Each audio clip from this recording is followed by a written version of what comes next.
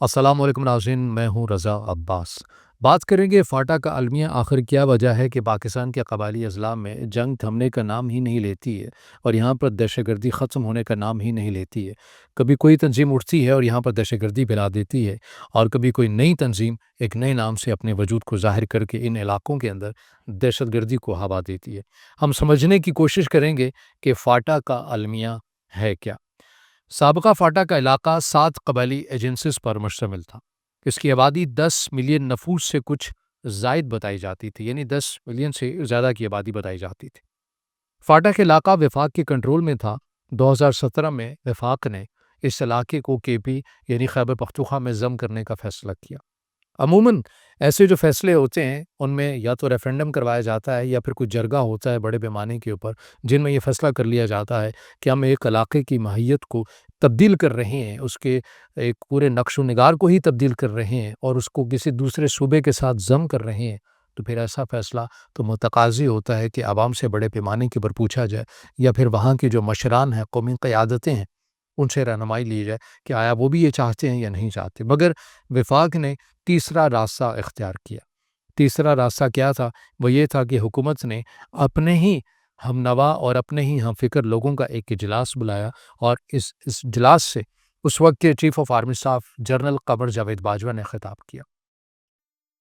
اور قمر جاوید باجوہ صاحب نے اپنے خطاب میں جو اراکین آئے ہوئے تھے اس اجلاس میں، ان کے بہت سارے سوالوں کے جواب دی۔ انہیں تسلی دی کہ سابقہ فاٹا کو ہر سال 100 بلین روپے کی امداد بنا کسی تعطل کے 10 سال تک دی جاتی رہے گی۔ اس سے فاٹا کے ضم شدہ علاقے میں انفراسٹرکچر بنے گا۔ اس امداد سے سڑکیں بنائی جائیں گی، اسکول اور کالجز کھلیں گے، شفا خانے تعمیر کیے جائیں گے، سینٹ اور پارلیمنٹ میں نشستیں کم نہیں کی جائیں گے۔ وفاق میں 4% ملازمتوں کا کوٹا بھی بحال رکھا جائے گا۔ الغرض اجلاس نے ان اصلاحات پر خوشی کے نعرے لگائے، ایک دوسرے کو مبارکباد دی اور کہا کہ واقعی ہم نے کوئی انقلابی کام کر دیا ہے، اب یہاں پر لوگوں کے لیے خوشحالی ہی خوشحالی ہوگی۔ مگر بدقسمتی سے ایسا ہو نہیں سکا۔ کیوں نہیں ہو سکا؟ وجوہات آپ کے سامنے ہم رکھتے ہیں۔ یہ اجلاس اپنے انجام کو پہنچا، یہ انضمام کی تصویر کشی کا خوبصورت اور دلکش پہلو تھا۔ وفاق نے 100 بلین سالانہ کی رقم صوبوں سے وصول کرنا تھی۔ پروگرام کچھ یوں تھا کہ ہر صوبے نے اپنے NFC ایوارڈ کا 3% حصہ فاٹا کے فنڈز میں جمع کروانا تھا، لیکن چاروں صوبوں نے بیک زبان اپنے اپنے مسائل کا جواز بنا کر فاٹا کو اپنے حصے سے پیسے دینے سے انکار کر دیا۔ اب ظاہر ہے 18ویں ترمیم کے بعد وفاق مجبور تو نہیں کر سکتا کسی صوبے کو کہ وہ زبردستی پیسے صوبوں سے لے اور فاٹا کو اس کا حصہ دے، جو کہ اناؤنسمنٹ اس وقت کے آرمی چیف کی جانب سے کی گئی تھی، اور یہ خواب فقط 1 سال میں ہی، یعنی جو فاٹا کا خواب دیکھا تھا وہ فقط 1 سال میں ہی ٹھوس ہو گیا، چکنا چور ہو گیا، کوئی بھی عمل درآمد فاٹا میں نہیں ہو سکا۔ اب اس سے آگے بڑھ کر ہم بتاتے ہیں کہ ہوا کیا۔ چنانچہ فاٹا کو 6 سال میں فقط 10 ملین روپے کی رقم مل پائی۔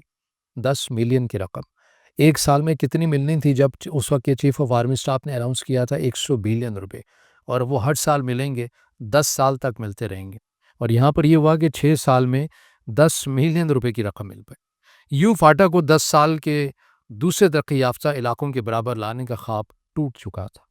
اگر یہ ریفرنڈم کروا لیا جاتا کہ آپ کے پی میں شامل ہوں گے یا الگ سے اپنی شناخت رکھیں گے تو صورتحال بہت بہتر ہو سکتی تھی۔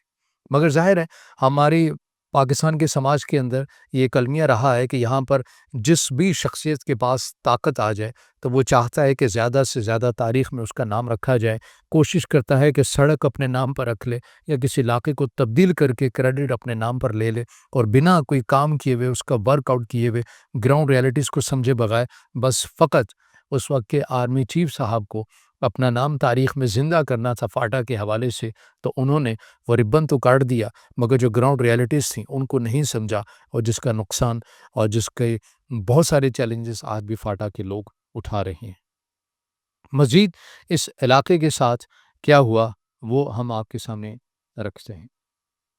کے پی میں یہ بات بھی سد عام اور خاص تھی کہ اس وقت کے سابق وزیر اعلیٰ، یعنی اس وقت کے جو وزیر اعلیٰ خیبر پختونخوا آج کے سابق وزیر اعلیٰ محمود خان، انہوں نے بہت بڑا حصہ لیا بھی فاٹا کے مد میں جو دیا گیا، لیکن انہوں نے وہ فاٹا میں لگایا نہیں، بلکہ اپنے صوبے میں اپنے ڈویژن میں لگا دیا، صوبے میں بھی نہیں بلکہ اپنے ڈویژنز میں لگا دیا اور اپنے لوگوں کو مراد دی، سہولیات دی۔ اگر یہی کام محمود خان اچھے معنوں میں کر لیتے، فاٹا کے اوپر ان کے پیسے صحیح معنوں میں ان تک پہنچاتے، تو آج تاریخ انہیں بھی اچھے لفظوں میں یاد کرتی، مگر ایسا نہیں ہو سکا۔ دوسرا اس کے اوپر یہ ہوا کہ فاٹا کے ساتھ جو وعدے کیے گئے تھے کہ فاٹا کی 8 نشستیں تھیں انہیں بھی ختم کر دیا گیا۔ قومی اسمبلی میں فاٹا کی 12 نشستیں الاٹ کی گئی تھیں جو اب صرف 6 رہ گئی ہیں۔ وفاق میں بھی 4% ملازمتوں کا حصہ دیا گیا تھا، وہ بھی ختم کر دیا گیا۔ صوبائی اسمبلی میں کے پی کی 124 نشستیں ہیں جبکہ سابقہ فاٹا کے صرف 17 نشستیں ہیں۔ 22 برس قبل فاٹا کی آبادی 10 ملین تھی، اب انکشاف ہوا ہے کہ اس کی آبادی کم ہو کر فقط 3.5 ملین آبادی تک رہ گئی ہے۔ یہ کیوں ہوا ہے؟ یہ بہت بڑا سوال ہے۔ اس کی وجہ یہ ہے کہ سابقہ فاٹا مسلسل جنگ زدہ ایریا رہا ہے۔ یہاں پر دہشت گردی، ان گنت ایسے بمبس لگائے گئے جو راہ چلتے بچوں کو مارتے رہے، بڑوں کو مارتے رہے، اور یہی وہ وجہ ہے کہ جب اس علاقے کے اندر امن و امان یقینی نہیں ہو سکا تو یہاں کے رہنے والے بڑی تعداد کے اندر پاکستان کے دیگر حصوں میں جا کر آباد ہو گئے یا پھر افغانستان بھی چلے گئے۔ یہاں پل بھر کے لیے فاٹا کا ذکر کرتے چلیں کہ فاٹا کب، کیسے، کہاں اور کیوں وجود میں آیا، یہ سمجھنا بہت ضروری ہے۔ جب آپ یہ سمجھ لیں گے تو آپ کو بہت ساری چیزیں آپ کو سمجھ میں آ جائیں گی کہ آخر پاکستان میں دہشت گردی کیوں ختم ہونے کا نام نہیں لے رہی۔ 1898 میں افغانستان کے فرما روا امیر عبد الرحمان تھا۔ ڈیورل لائن کا معاہدہ اسی کے دور میں ہوا تھا۔ دراصل ڈیورل لائن افغانستان کے چاروں جانب موجود ہے۔ اس کا مقصد یہ تھا کہ افغانستان کا کوئی ہمسایہ ملک سرحدی تنازع کی آڑ میں باقی افغانستان پر نہ چڑھ دوڑے۔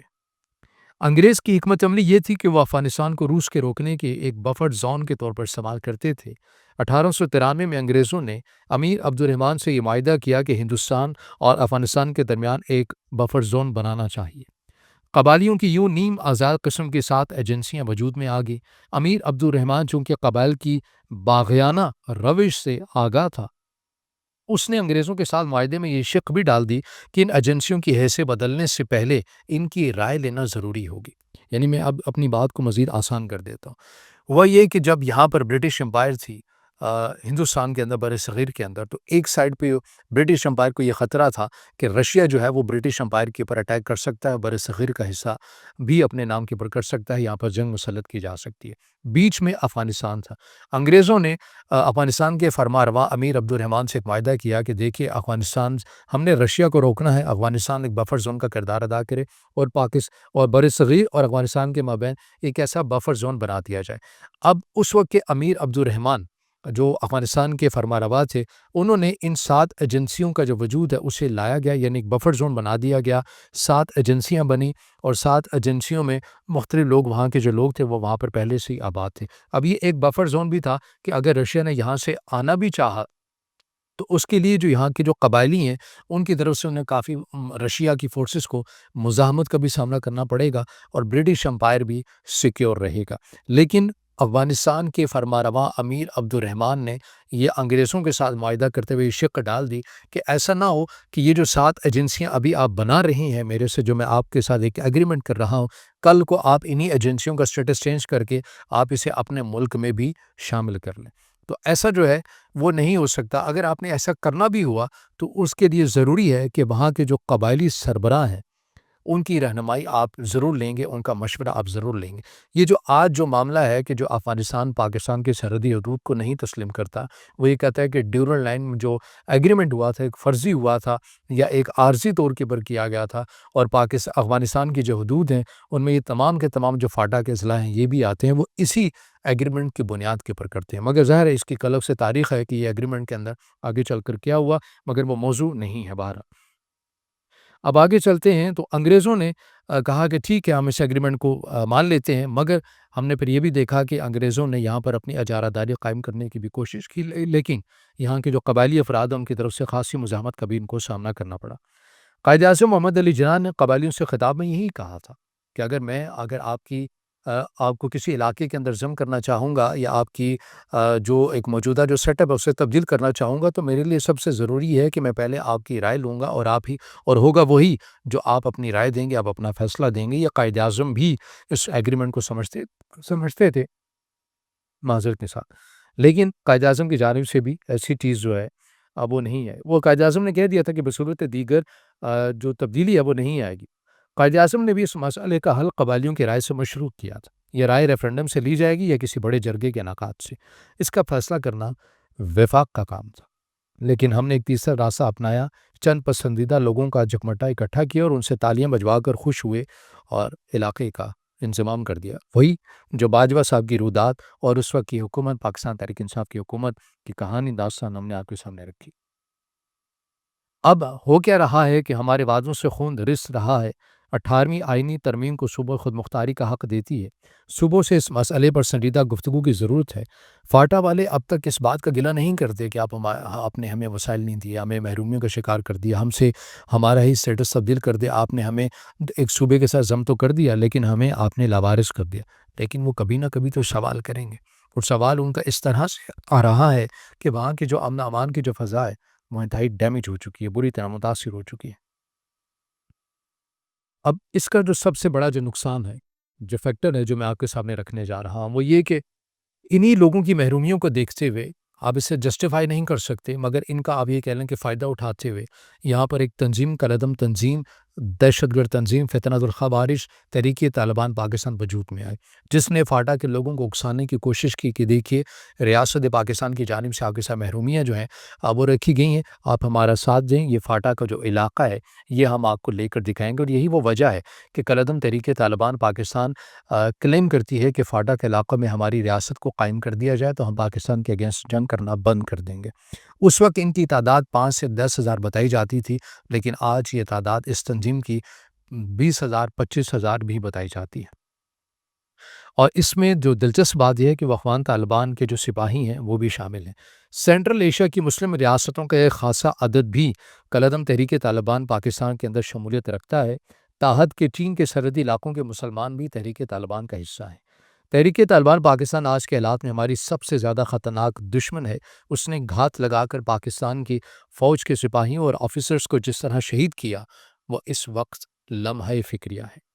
اس وحشیانہ غارت گری کا بہترین حل یہ ہے کہ ہم سابقہ فاٹا کو موجودہ حالات سے نکالیں، مقامی قبائل کی ہر ایجنسی میں مسلح تنظیمیں بنائی جائیں جو اپنے علاقے کا گشت خود کریں، اور اس طرح ہمارے لوگوں کو آزادی سے گھات لگا کر شہید کرنا کالعدم تحریک طالبان پاکستان کے لیے فتنۃ الخوارج کے لیے ناممکن ہو جائے گا۔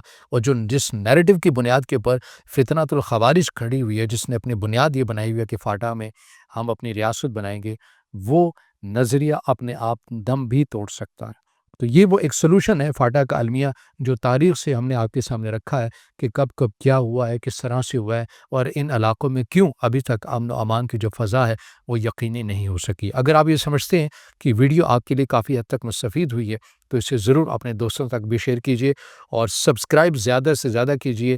اسی پلیٹ فارم کو آپ کے تعاون کی بھی ضرورت ہے، اور ہم کوشش کریں گے کہ پاکستان میں ایک بہتر طریقے سے پاکستان کی تاریخ کو بیان کریں، جس میں پاکستان کا، پاکستان کے لوگوں کا، پاکستان کی ریاست کا ایک حل بھی ہو اور سلوشن بھی ہو، اور اس میں ہم جانچ بھی سکیں، کسی حد تک ہم اپنے گریبان میں بھی جھانک سکیں کہ کہاں کہاں ہم سے غلطیاں ہوئیں۔ کمنٹس ضرور کیجیے گا، آپ کی رائے کا ہمیں شدت سے انتظار ہوتا ہے۔